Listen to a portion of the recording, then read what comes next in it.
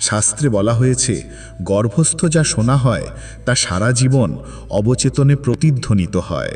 তাই গর্ভবতী নারীকে কখনোই ভয়, ক্রোধ, হিংসা বা চিন্তায় ঘেরা উচিত নয়, কারণ তিনি কেবল নিজের জন্য বাঁচছেন না, একটা যুগ তৈরি করছেন।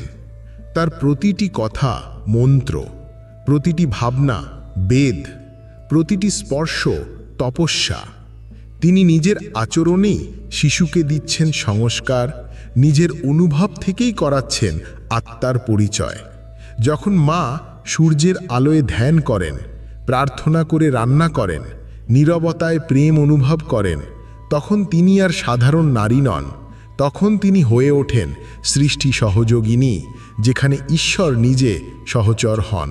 এই কারণেই আজ আমরা বলছি, আপনি এই ভিডিও শুনুন কেবল তথ্য হিসেবে নয়, সাধনার ভাব নিয়ে।